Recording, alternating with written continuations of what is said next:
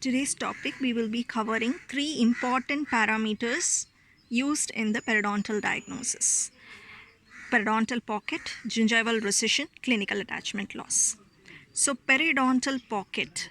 So there will be a confusion for most of the students from where to where does it extend, how to measure it. So pocket depth, okay, for example, you just imagine a shirt pocket, okay, a shirt pocket. This shirt pocket has the margin and the base, okay, the shirt pocket. So this also follows the same. It has a gingival margin and to the base of the pocket. So this is the measurement taken for periodontal pocket. Gingival margin to the base of the pocket. This will be measured with the help of periodontal probe, okay. Gingival margin to the base of the pocket. This is called pocket depth.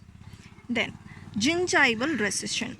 So it starts with G, okay. To put a G, you start to put C and then only you can finish it G. So this also gives you a clue that it starts from C, CEJ, till G, ends with G. So gingival margin. CEJ to gingival margin is the gingival recession. So CEJ to the gingival margin is gingival recession. Clinical attachment loss. So clinical attachment also starts with C. So it also starts from CEJ. Loss, completely is loss. So where is the utmost loss in the base? Okay. So the base of the pocket. So CEJ to the base of the pocket is the clinical attachment loss.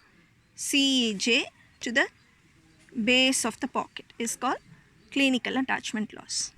After knowing all these criteria also, you will be confused, because such case will have both gingival recession and periodontal pocket depth, in which how you should go ahead and calculate the clinical attachment loss we will see next. So I will just explain you three scenarios.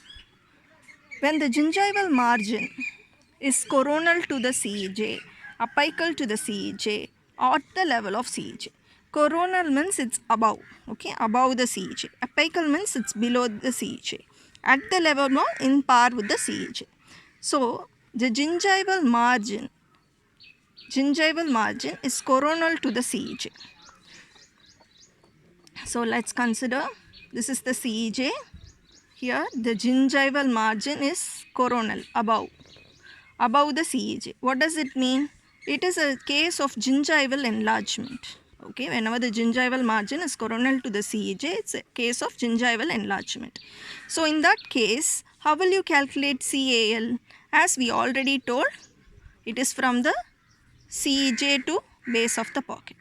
So CEJ is here. Base of the pocket is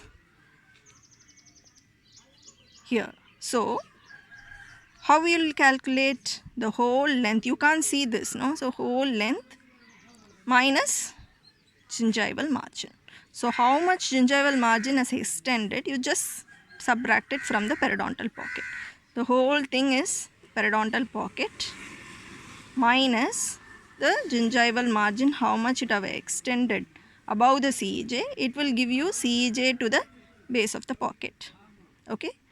And when the gingival margin is apical to the CEJ, apical means it's the CEJ, gingival margin is apical to the CEJ.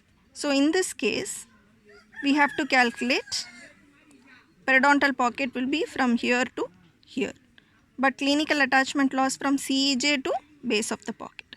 So you have to add the gingival recession with periodontal pocket. Periodontal pocket with gingival recession is clinical attachment loss.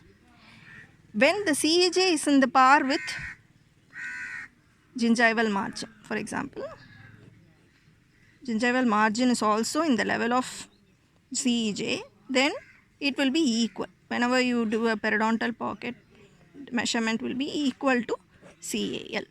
Okay, this is a simple formula to arrive the clinical attachment loss measurement.